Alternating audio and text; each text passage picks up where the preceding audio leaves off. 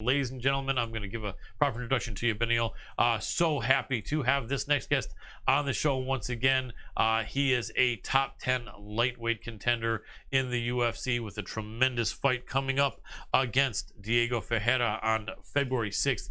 We are talking about none other than Mr. Beneil Dariush. Welcome back to the show, Beneil. What's up, man? How are you? Doing well, my friend. How about yourself? How's your New Year so far? New Year's is good. I have the fight coming up, which I'm really excited about. But I'm also going to be a dad soon, so that's like I don't Huge. know if I've ever been this happy before. So I'm really excited. That's awesome. Yeah, you do have an even bigger smile on your face than usual, and you usually have that great attitude and smile. But congratulations on that, man. How soon is your new baby due? A baby's due June 26th right now. I'm Beautiful. actually at the gym. I'm gonna jump in and do some training right after this. But you guys are looking at our back room of our gym right now. That's what you're seeing right now. I like it, and I appreciate that. And we'll make sure to keep it to approximately 15 minutes or so, as your manager over at Dominance requested. And we're happy to have you. Sounds good. Yeah, but man, that is great. What a great year you have in store for you, man. You're gonna have a new baby, and you're rocking and rolling and doing everything you can. Have your charitable organizations been able to stay alive during the pandemic? Yeah, so the orphanage or foundation, whatever you want to call it, is going strong right now. I was actually just speaking with Leo, who he's the head pastor of the church in Cap-Haitian, but he also runs the orphanage as well. So everything's going well. We're supposed to go out there in March right after my fight. So just we're building things little by little. That's awesome. And Cap-Haitian is in Haiti, right? Yeah, it's north of Haiti. It's north in Haiti. Okay, that's awesome, and that's amazing that you funded that, and thank God that's still going strong in light of the pandemic. And man, so you're doing all kinds of great things, and you have this great fight coming up, and let's talk about that. This is a man you beat, and it's ironic. Our first guest of the show, top 10 bantamweight Jimmy Rivera, who we just finished with, is actually fighting Pedro Munoz, who he beat like 5 years ago. And you're fighting Diego, who you beat 5 years ago. And so it's kind of a coincidence. And the funny thing is all four of you are right here around the top 10. And so this is an interesting fight. So I was looking at this. You're only, I think, 31 now, right? Yes. And Diego, I think, is 36. So you beat him, I think, right before you turned 26, I think, or when you just turned 26 or something. And he was the age you are now, 31. And so now you're 31 and he's 36. Although at 36, it's not the end of someone's career. Although some might say he might be slightly past his athletic prime, but not by much. But then he's been killing it lately. But so have you. You've been killing it lately too. So it's such an interesting fight. Odds makers have this fight almost even. I think there's no odds makers that have him the favorite. There's, I think, 3 or 4 odds makers that have you a slight favorite, and then the other 3 or 4 have it as a pick'em. But this is an interesting fight, man. Let me ask you this, and I asked Jimmy a similar question, but make this a little bit different. When you are such a good fighter, you've been killing it, your mindset is so great, your confidence is so great, your focus is so great, your fight IQ, your coaching, your training, and when you see you're going up against a guy who has pretty much those same things going for him, is there some excitement going into a match with another guy? It's almost like two Terminators going at each other. Is there any excitement, or is it just a thought of a long night that even though you win is going to be a long night full of bruises and cuts and blood? Well, how do you feel about that? So for the fight, I'm pretty excited for multiple reasons. One, the last time I fought with him, I never came even close to finishing him. I couldn't even. I won the fight. It was 30-27 on the judges' scorecard, but it was a really close fight. Like small intricacies made the difference in the fight. Small movements made the difference in the fight. And this next fight, he's improved so much, and I like to think I've improved a lot as well. That's one thing that's really interesting and motivating to see how the fight's going to play out and how I can shut him down again. Another thing is that it motivates me a lot is I'm 1-0 against this guy. I don't want to be 1-1. Right. It's going to be 2-0, okay, but it's not going to be 1-1. That's something that really motivates me. Like I, because if it goes 1-1, that means we eventually down the line we might have to do it again or not, whatever. But I don't want that. I want to clear. I want to make it clear that I'm the better guy. So that's another motivation I have, and just being the best. And he's a guy in the way of that. He really is. He really is amazing. At 36 years old, he's doing better than he's ever done, and I would say he's the 10 times the fighter he used to be. Yeah. And you've improved a tremendous amount as well. So it's really a good match. Is there I mean, every fighter, I guess, would love to be able to go in there and take his opponent out in the first 30 or 60 seconds, because then you make your paycheck, you support your family, you're not in the hospital, you're not healing up from having pain and discomfort or injury. But is there some fun going up against another guy that's this good, knowing it's going to be a really interesting chess match? Is there something about it that brings excitement to you where, like, like if you were going in there to fight me, there's no fun for you because you beat me in 2 seconds, but when you're someone like this, is there some fun thinking about it, or would you just say, man, I'd rather not have fun with Diego for 15 minutes but beat him in 30 seconds? Okay, so if we're talking, the sensible side of me says, let's go in there, get this done as quickly as possible, get out of there injury free, and then try to fight again. Yeah. But then the competitor inside of me, the guy who, when he shows up to Friday hard sparring and sees guys like Calvin, Marvin, Giga, like I got all these guys in the gym that are like top level guys in the UFC, and I'm just like, I need to get around in with every one of these guys. I need to see how it goes. I need to push myself. That part of me says, let's go as long as we can. Let's see who can dig deeper. Let's see who's gonna break. And I want to know more about myself. And that's one way to find out is to go in there and to be pushed to your limits. So there's multiple sides to a person. It's so hard to just say, oh, I want this, because sometimes you don't even know what you want until later on. Yeah, absolutely. Absolutely. And people love to see back and forth fights. That's one of the things. I've been a fight fan for many years, as I know you have, even before you were a fighter. Um, what is it, man, that makes back and forth fights so hard to happen? It seems like 75 or 80% of the time, one guy starts to get the advantage, and then pretty much he's like, too fast for the guy for the rest of the fight, and he keeps on, picking him apart, or is too strong, and he eventually, takes the other guy out of there. What is it that just makes fights that are going back and forth and back and forth and back I and forth think so rare? I have a theory about this. I don't know if it's true. Um, so when you see somebody who's absolutely dominant, who does things that like you don't think they can do, or they shouldn't be able to do, like back in the day, Anderson Silva did like whatever he wanted Yeah. in the fight, and people admired him. And then you see guys like Forrest Griffin, who not the most athletic, and like all his fights were close, but he would sometimes pull off some of the bigger upsets, and I think that makes you more relatable. I think that's the difference. I think because it becomes more relatable, it's easier for you to side with someone you're able to relate to. So I think I think that's what that's what makes these fights so exciting. You see two guys just digging deep and pushing hard, and all of a sudden you go from admiring them to seeing their humanity and saying, "Oh, I can relate to that. I can see them suffering. I suffer every day. Maybe not in the fight, but I suffer every day. I have this problem. I have this problem." And you watch somebody like work through their problems inside that octagon, and I think it makes you more relatable, and that's what people love. That's why I think you see that. You see that connection with people and the fans and the fighters, because they're so relatable. You get attached to them. Absolutely. And what do you think about Diego personally? I think he's a family man. Seems like a nice guy, doesn't he? Yeah, I mean, I haven't had too many conversations with him, but Right. from what you can see, he is a family man. He is a nice guy, and he has the same dreams I have. He wants the same things that I want. It's really hard to hate a person like that.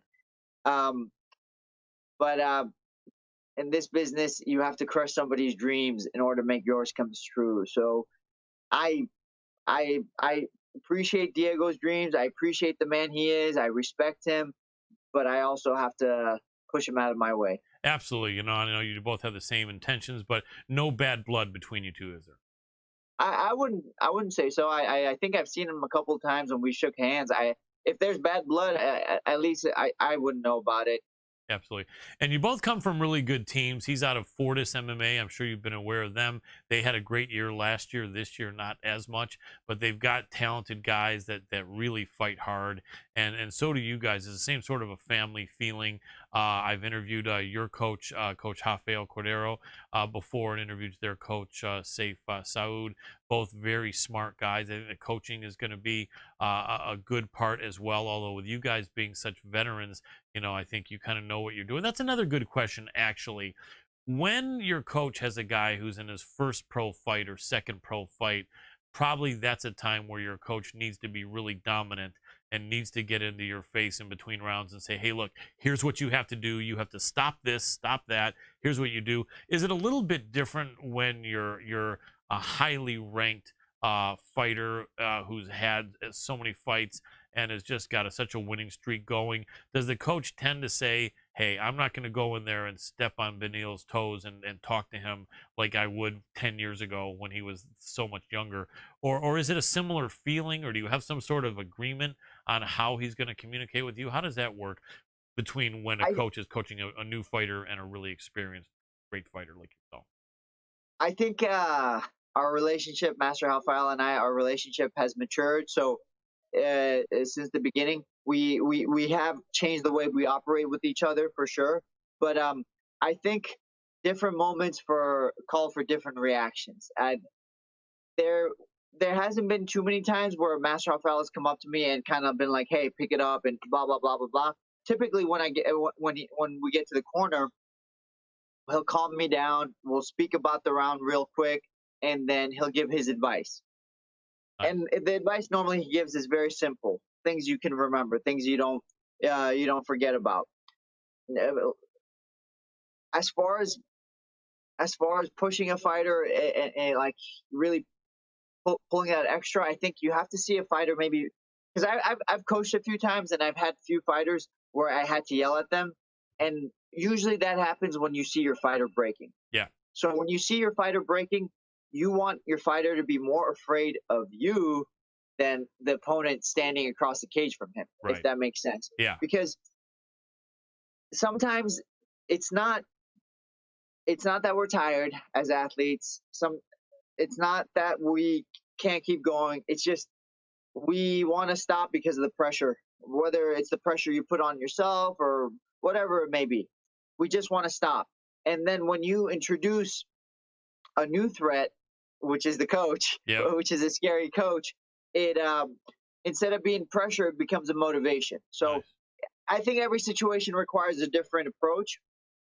But I will say, we Master Alfaro now and I now we speak less, but we understand each other more. I definitely have to say that nowadays we speak less, but we understand each other more.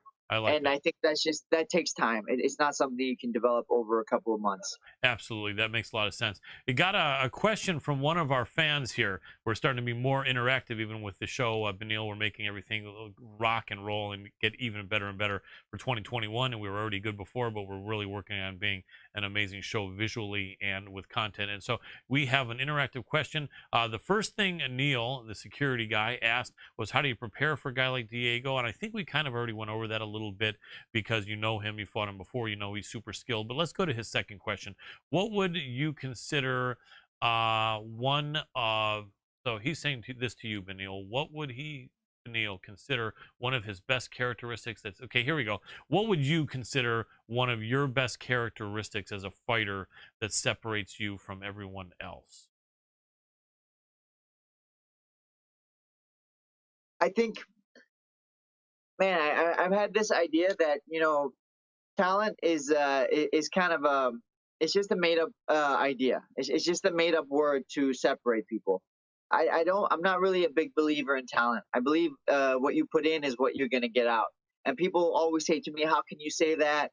There, I see kids that come in here with such a big difference in speed and agility, and I always think to myself, well, what did they do as kids? Like, I have nieces, and they have different preferences, and their preferences kind of are shaping their bodies and the way they move and the way they think. So I'm not a really big believer in talent. I started doing jiu-jitsu when I was 18, and I started doing MMA when I was about 20. So I'm really far behind, and people are like, "Oh, you're doing so good, blah blah blah blah blah. You started so late, but you're doing okay now." And they always try to throw that word talent in there, and I always make sure I throw it out, because it's when you put that word in your head, it'll hold you down. Right. It'll start to cripple you. Yeah. You'll think, I deserve this because I'm talented. I deserve this because I have this gift, this God given gift. I I believe I have a God given gift, but I just don't believe it's the talent. I believe it's the fact that I understand how the world works, and I'm willing to outwork whoever I have to get what I need. And I think that's really it.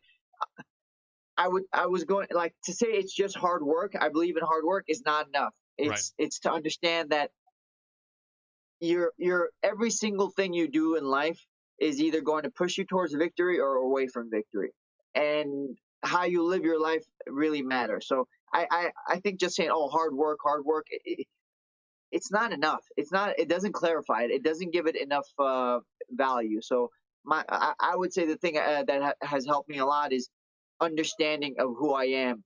That's really allowed me to develop, and I understood since day one there's no such thing as talent. I like that. I like that. So it's not just hard work beats talent every time. It's hard work and knowing who you are and mindset. I remember, I think there was an old Zen parable in a book that I got that I've carried for so many years, and it's like almost yellowed the pages. It's called Zen in the Martial Arts by Joe Hyams. And I think I got this when I was younger than you, and I'm way older than you now. And I remember one of the things said, if you don't understand yourself or your opponent, you lose 100% of the time. If you understand yourself, you can win maybe 50% of the time. But if you understand yourself and your opponent, you can win a majority of the time. And so, yeah, really knowing yourself foremost, I think, is most important. And then just being able to know what you're doing, and have a good attitude and have a lot of faith, as I know you're a man of great faith. So I think you're a combination of all those things. And I know we want to wrap it up here with you. Any final thoughts you want to share with the fans here? Beneil, I'd love to have you go ahead. Uh, with the fans, I really appreciate my fans, because I'm not a big flashy dude. I don't I don't drive a certain car, or I don't do certain things, and I don't say certain things, but I get so much love from the fans. I still get so much love from the people that message me. Everybody always talks about, like, getting hate messages and things like that. I rarely get that, and I'm just grateful that I have such good fans, and that's pretty much it. I'm surrounded with such good people. Absolutely. Well, we really appreciate your time, man. I'm a big fan of yours personally, and I can't wait to see you go do your thing and win an amazing fight against Diego. I know you can. I'm really excited about it, and congratulations in advance. Can't wait to see you have your baby in June and be a father, man. I think great things are in store for you in 2021, and I really appreciate your time as always. Thank you, brother. Like I said, I'm at the top of the mountain right now. 2021 could just everything could go downhill from here, and I'll still be up here. It doesn't matter. I'm gonna be a dad. I love it, man. I love to see good things for good people, and you're a great person, brother. Keep it up, man. Can't wait to see what 2021 has in store for you. I know it'll be great. Thank you. You take care, brother. You too. Thank you for watching the Hannibal TV. Please like this video if you enjoyed it, and click the subscribe button to not miss any of our latest shoot interviews, match videos, or news updates. Support us on patreon.com for $1.99 a month to watch our full shoot interviews ad-free and help our channel grow. Follow us on Twitter at the Hannibal TV for instant updates.